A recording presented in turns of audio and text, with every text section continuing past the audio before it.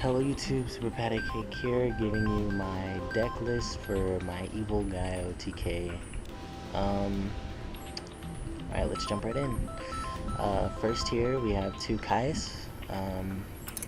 Normally I tribute cards like Legendary Jujutsu Master and Magical Merchant, Morphing Jar, once I've flipped them, or sometimes even Marshmallow if I know I can win. To get rid of a card on the field that I know is going to be a nuisance when I'm trying to go for my attack. Next is one Grand Marg, the Rock Monarch. Same thing for Kais.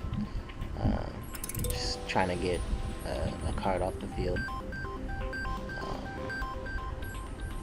Two Evil Hero, Infernal Gainer.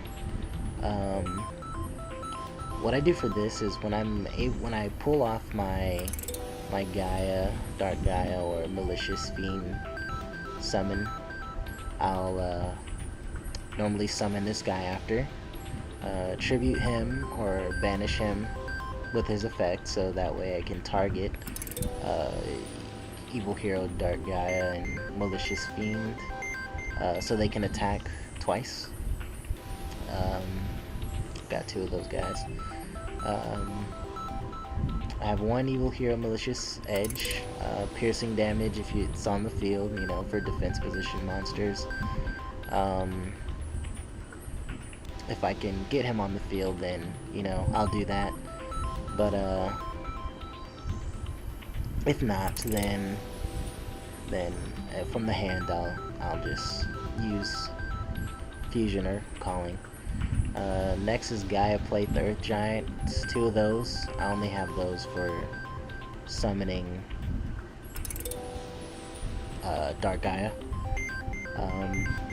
Gores, why not? He's a fiend with high attack power I can use for Gaia, or if I want to use his effects and I have nothing on the field, it's great to have that card as well.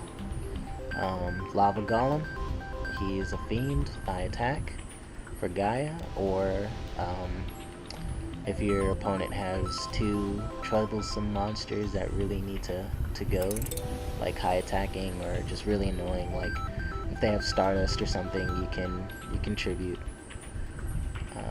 their Stardust and something else.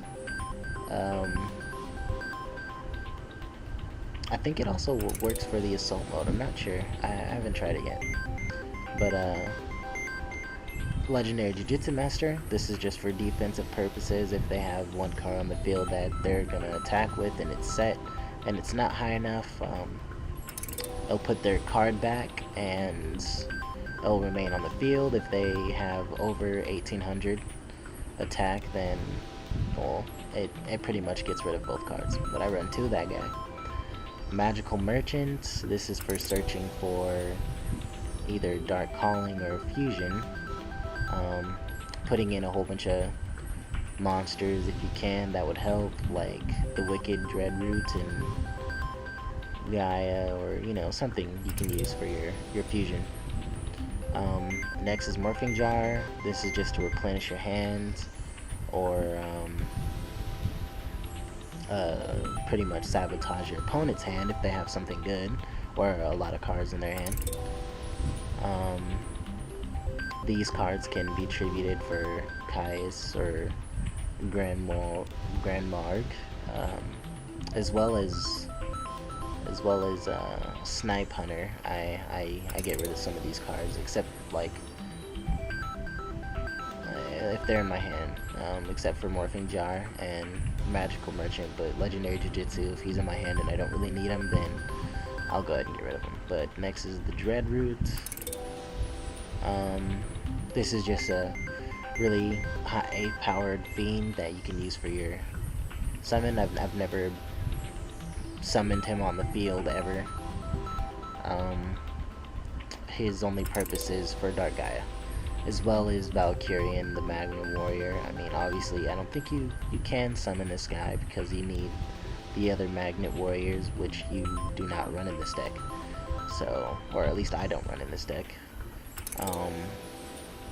He's just a really high rock powered monster that I can use for Gaia.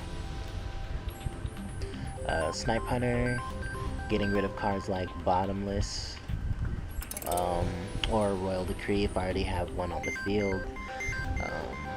Getting rid of cards like Swords if I don't need to. You know, basically just anything I know won't help me. But I run 2 of those. Marshmallow, just for some defense.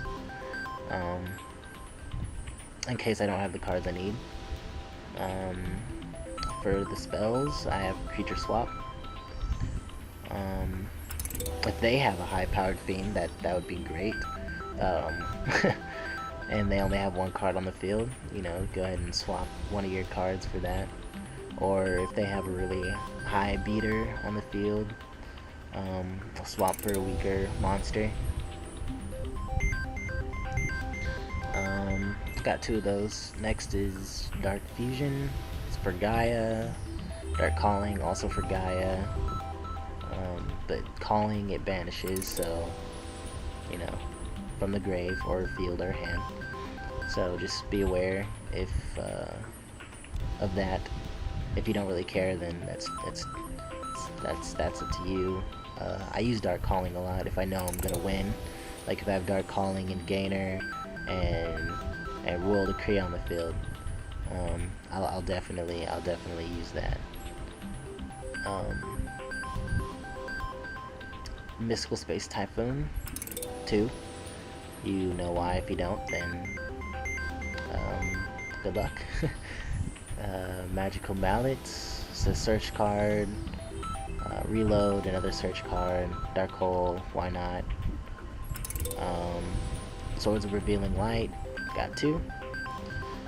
Enemy Controller, got 2. Scapegoat, I mainly use this card for Enemy Controller.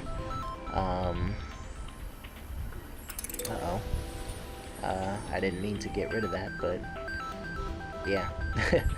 2 of those controllers. Scapegoat, tributing one of the goats and taking control of a monster, or just for defensive purposes.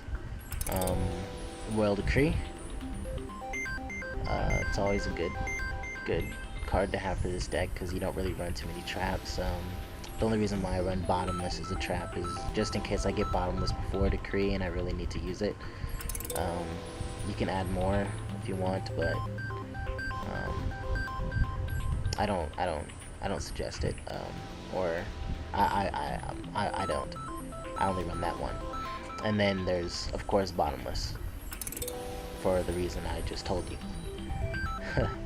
So yeah, for your extra deck, just need to run Malicious Fiends 3 and Dark Gaia 3. I don't really run anything else. You can. I don't really tag too often, so because I don't have many people I play with. I don't like having a partner that I can't communicate with, and I don't really know how to communicate any other way.